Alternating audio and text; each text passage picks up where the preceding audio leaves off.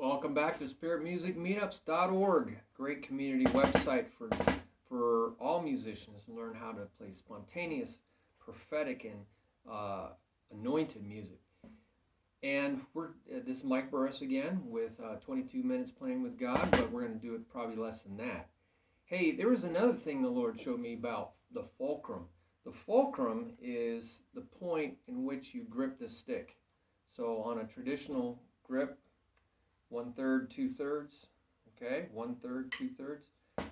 It's that point, and this is a great exercise. You can just go like this. Now I'm gripping it just enough to keep the stick from moving. I call it stick drift or twisting. Now if you really want to know if it's twisting or drifting, you can put tape on it. And I did that. I put some really neat strips of tape either around the stick so you can feel that tape hit your skin and you go, uh-oh, it's drifting. So you can put tape on both sides and you can feel it drift. The other thing is you can put tape down it so that if it twists, right, you can feel the edge of the tape. You might have to build up the tape a little bit, strips of tape. You can feel the edge of the tape hit your skin and you go, uh-oh, the stick is twisting. So by doing this exercise, you're just holding that like that. You're really building. Now, I find that very difficult because you don't really grip that hard when you play.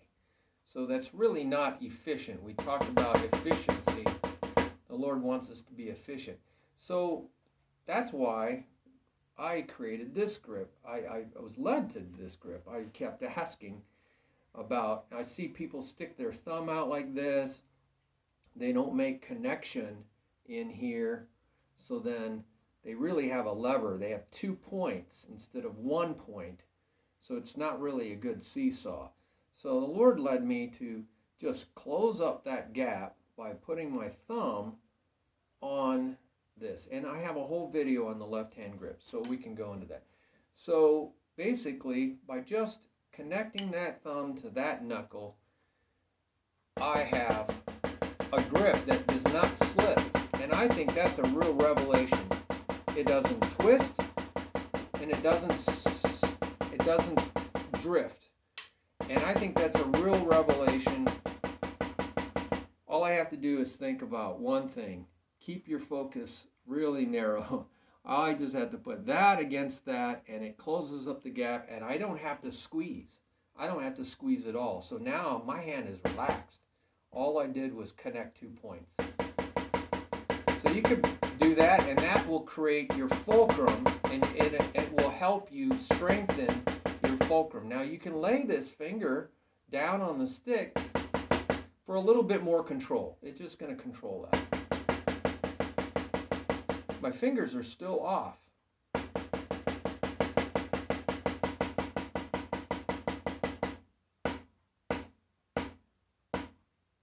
Now I'm not using this finger.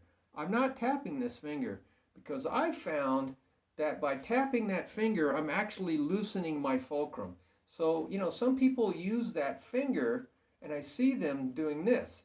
I see them tapping their stick because they only use one finger. So now they have 2 fingers. They feel like they need to tap that stick. So they tap with that, and I think that loosens your grip because you're not maintaining a consistent fulcrum. So I don't like to tap that finger. So God led me to use these 2 fingers instead of just one finger, right? Instead of just one finger. That's not very efficient, just one finger. Because I don't want to use that first finger, so now I only have one finger. Well, so why don't you move that finger up there? So now I have 2 fingers. I'm back to 2 fingers. I don't need to use this fulcrum finger. I can just relax and let it sit on the stick for control if I want to. And then I have one finger as a bridge. So watch the traditional hand grip video if you want to get more on that. For the fulcrum on the right hand, it's again, you want to keep these two fingers together. You don't want to hitchhike. You don't want to have a thumb out here like this. I see people playing like this. I'm trying to help you see this. They're trying to play like this. Well, it's a lever. You're pressing down on the stick. It's not going to bounce, right? And it's like hitchhiking. You're like hitchhiking. So you want those fingers together right in the fulcrum. The first groove is the fulcrum, right? And so my thumb is pointing forward down the stick, and my forefinger is pointing away from the stick. So there, see, it's perpendicular. It's going this way, and it's going this way. So this is lined up. This is lined up. My thumb is not in front of the fulcrum. It's right on the fulcrum. So if I was going to pierce any part of my body, which I would never do, I would stick, the stud through my thumbnail, through that knuckle, and it would be exactly a perfect fulcrum. Now, you can practice just the fulcrum. Finger waving, remember that? Finger waving exercise. You can practice just you see, I'm not moving the thumb, I'm rocking it on the thumb with the forefinger. So I'm building strength. Well, that was like this, building that strength. But that's really not how you would do it when you're playing. It does build strength. I call it the Vulcan nerve pinch. Remember, Spock would come over there and pinch some nerve here, and they would just pass out, right? That will build that. And so it does build a strong, and you can even practice it like that.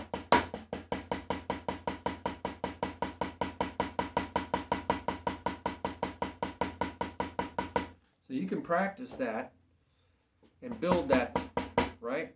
But more likely, you're going to have at least one finger on it. I like to keep all of my fingers on it, but you're going to keep at least that third finger, the middle finger, to kind of create control of the stick.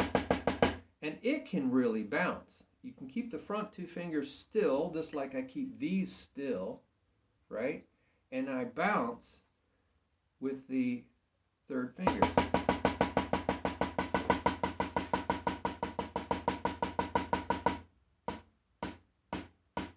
But I'm trying to not let the thumb go forward or the forefinger go front. You want them together. You want a fulcrum. You want a seesaw. We talked about balance, right?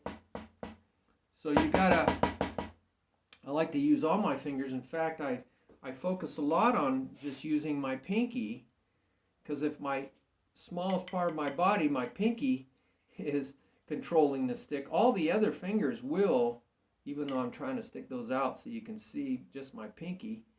If I can bounce a stick, keeping my fulcrum, that's my pinky only. I'm an old guy. I used to be a lot faster than that. But the rest of my fingers will follow my hand, my pinky. They will follow my pinky. It's something else. It's like little pigs. They go off the side of a cliff. All it takes is one pig going off the side of the cliff, and they'll all follow it. So I'm using my fingers. Okay, so that's about the fulcrum, and you only need to apply enough pressure. Again, that's about efficiency. God is all about efficiency. I'm giving just enough pressure to where this doesn't move like this. Okay, and I'm looking for that 1 inch showing in the back. I want to stay on that balance point of the stick, where it bounces the most.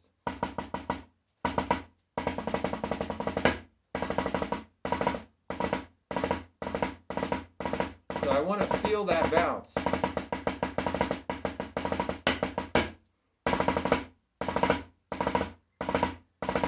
trying to do bursts. Those are double strokes. So fulcrum, keep it as relaxed as possible. Just enough pressure to keep the stick from twisting. And you might want to use that tape idea or sliding back and forth. I found that unnecessary movement usually means there are other technique problems. All right, if you got technique problems, if this stuff is moving around, it means there's something wrong with your grip. So always go back to the fundamentals. Master the fundamentals. Your fulcrum. No thumbs forward, no fingers forward. You should, if you do this right, you'll probably have a little gap in here. Because if this is exactly even, there is usually a little gap in there. See that? That little gap? That'll help your hand breathe. Also, you don't want to squeeze this gap. You want it to breathe.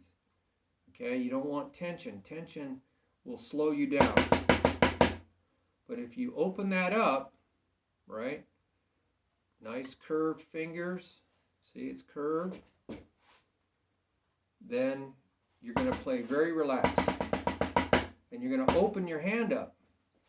You're going to open your hand up.